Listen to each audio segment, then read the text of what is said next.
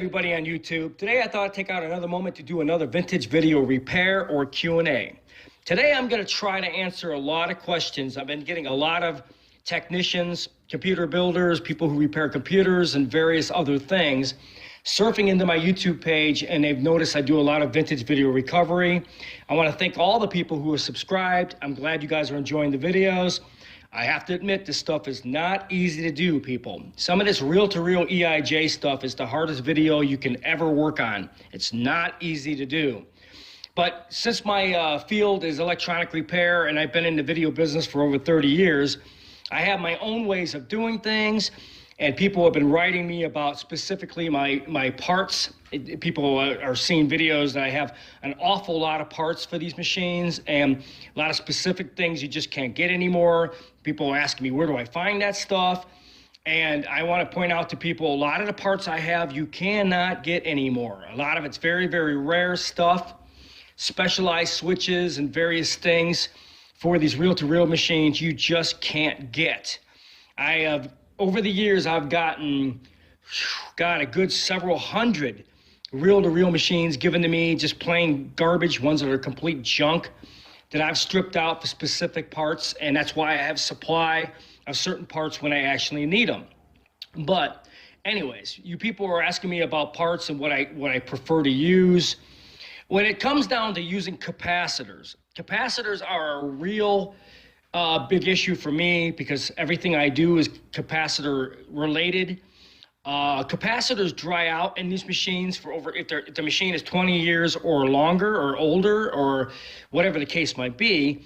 Guarantee you the capacitors are going to be at the point where they're drying out, and that's going to start causing you problems. So you people are asking me, what do I prefer to use? I replace all capacitors with Panasonic low ESR capacitors. These things are the best ever. They're extremely high reliable. They work really, really well. I like the way they seal the bottoms of these capacitors from leakage. Plus, the noise factor on them is extremely low. So if you want to replace capacitors, buy only Panasonic low noise ESR capacitors. These things are the best. They really are. So a lot of people are asking me about disc capacitors. Do they go bad? Yes, they actually do get, well, they go bad, but they get noisy. So I guess you could call that pretty much going bad. If they're in a circuit and you're using these little disc capacitors and you see some there, you may want to try to test with the meter and pull one lead out to see if the actual disc capacitor is noisy. If it's got a high noise level, you'll probably want to swap out that disc capacitor. I know a lot of electronic people out there sit there and say, don't mess with those. I found out that these people were wrong because I've worked on a lot of machines that had disc capacitors that were noisy and they were causing all kinds of problems even after I replaced the electrolytic capacitors. So replacing disc capacitors, replace them only if necessary, but please check them with the meter, check them for noise factors, see how noisy they are. If they're really noisy, it's a pretty good bet they're failing and you're probably gonna have issues with those. So as far as disc capacitors, only if they're needed, but make sure you check and know what to look for. As far as electrolytics, I prefer Panasonic only, low noise ESRs. Okay, as far as other parts, specifically for the reel-to-reel EIJ machines, we have what's called these little slide switches. These things are a nightmare.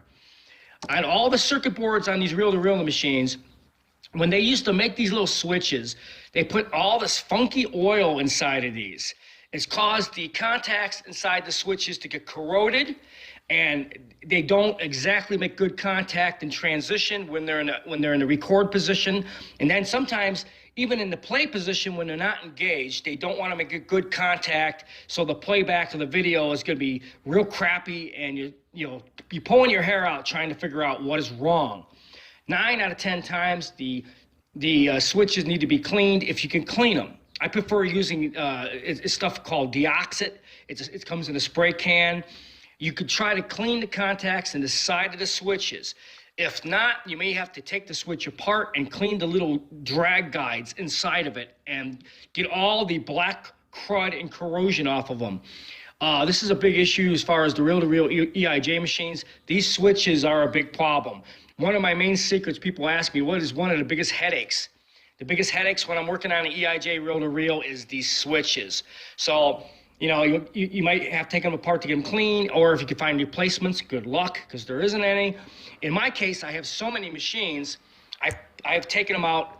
You know, I always remove them from all the boards so I can actually sit there and replace them after I rebuild them and clean them and pop them back into the machine. So I have a lot of parts to work with to correct the problem. But nine times out of 10, they're very dirty, very corroded, and they're just not making good contact. So you may want to look into the switch problem on all the on the servo board and the actual play boards. There, you'll see there's 2 or 3 of these switches. Clean them if possible, replace them if possible. This is a big issue. Okay, as far as other things, transistors, very seldom, but you will come across a transistor being bad. If you don't have replacement transistors, try to do a cross-reference, but get as close as possible to the original. Sony was indigenous for its own part, so if you're trying to cross-match a Sony transistor, it's not going to exactly be perfect in a replacement, but they do the job. I prefer using NTE. They're good generic replacements for Sony transistors, if that's what you're looking for. But again, guys, I'm getting a lot of people asking me about repairs. And you can leave your comments below if you have any specific requests. I do have an awful lot of parts for these machines. I've been collecting parts from these machines, scrapping them out, and new parts for the past 20 or 30 years. That's why, as far as the real vintage old stuff like EIJ reel-to-reel, 1-inch machines, quad machines, and all that type of stuff, I've got a lot of parts on hand to service my own equipment. So if you have any questions about electronic repair for vintage video machines, Betamax machines, reel-to-reel machines, even VHS, I guess you'd call that vintage now, and you need help or you have something you need serviced, I do repair the EIJ reel-to-reel machines. I repair 3/4 pneumatic machines and various other video equipment I do repair here. So if you have any questions, give me an email, drop me an email at the bottom of this video. I'll give you a quote on your repairs and we'll see if we can help you out. I hope you guys enjoyed this video.